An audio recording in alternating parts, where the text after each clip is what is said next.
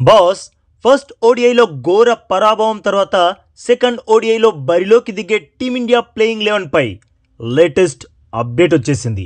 Team నుండి ఆ ముగ్గురిని తొలగించి coach Gambhir, captain Gill perfect playing 11ని సిద్ధం చేశారు.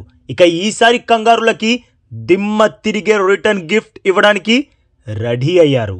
అవును బాస్, మన టీమిండియా ఫస్ట్ ఓడిఐలో దారుణంగా ఓడింది. బట్ ఈ సిరీస్లో పుంజుకోవడానికి ఇంకా అవకాశం ఉంది. ఎందుకంటే ఇది 3 ఓడిఐల సిరీస్.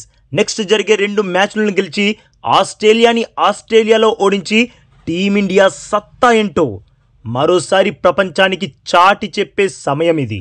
ఇలా చేస్తే కేవలం ఫస్ట్ ఓడిఐ ఓటమికి మాత్రమే కాదు, 2023 ODI world cup final match ఓటమి ప్రతీకారం కూడా తీర్చుకున్న వాళ్ళం అవుతాము. వారు మన దేశంలో మనల్ని ఓడించారు. ఇప్పుడు ఆ అవకాశం మనకి వచ్చింది. ఎట్టి పరిస్థితుల్లో ఈ ఛాన్స్ని మిస్ చేసుకోకూడదు.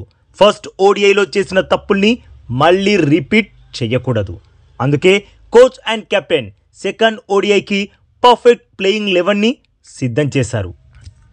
ఫస్ట్ ఓడిఐలో విఫలం అయిన ఆ ముగ్గురిని మొహమాటం లేకుండా టీం నుండి తొలగించనున్నారు అన్న న్యూస్ నేషనల్ మీడియాలో జోరుగా ప్రచారం జరుగుతుంది. మరి ఆ ముగ్గురు ప్లేయర్స్ ఎవరు వారిని రీప్లేస్ చేయనున్నారో ఇప్పుడు చూద్దాం.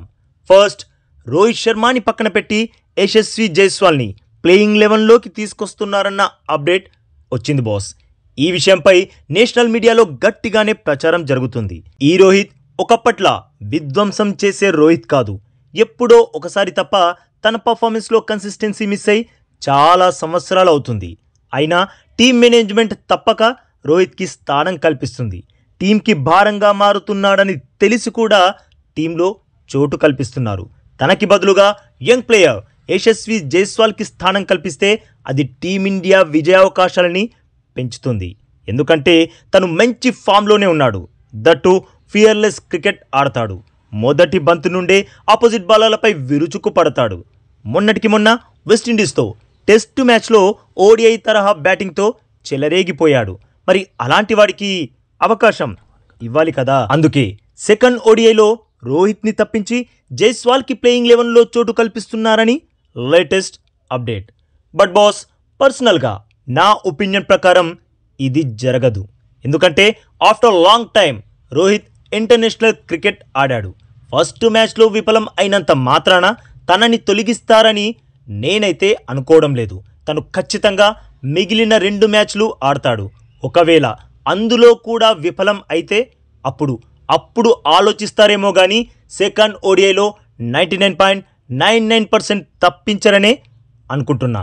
కానీ లేటెస్ట్ అప్డేట్స్ మాత్రం వేరేలా ఉన్నాయి. మరి అసలు ఏం జరుగుతుంది అన్నది మ్యాచ్ రోజు తెలుస్తుంది. ఈ విషయంలో మీ ఒపీనియన్ ఏంటి బాస్? రోహిత్ ప్లేయింగ్ 11లో ఉండాలా వద్దా? కామెంట్ చేయండి.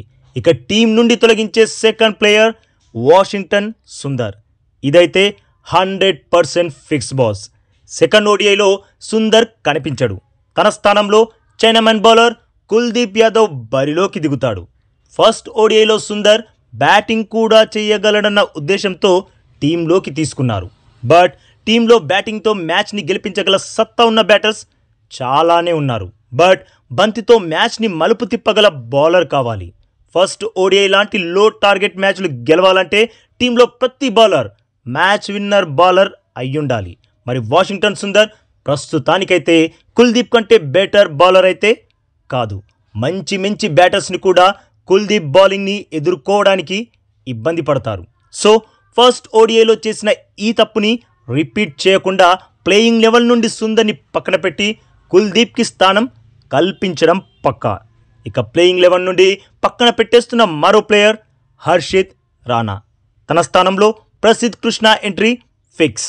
ఎందుకంటే బాస్, పేస్ బౌలింగ్కి స్వర్గధామమైన పెర్త్లో హర్షిత్ ఏం పీకలేకపోయాడు. ఆ వికెట్లో స్వింగ్, సీమ్, పేస్ ఇలా అన్నీ ఉన్నాయి. అలాంటి పిచ్లోనే వికెట్ తీయలేకపోయాడు. ఉన్న పేసర్లలో తనే ఎక్కువ రన్స్ ఇచ్చాడు. మరి అలాంటి ప్లేయర్ మిగతా వికెట్స్పై ఏం సాధిస్తాడు? అందుకే హర్షిత్ రాణాని తొలగించి ప్రసిద్ధ్ కృష్ణకి ప్లేయింగ్ 11లో చోటు కల్పించనున్నారు.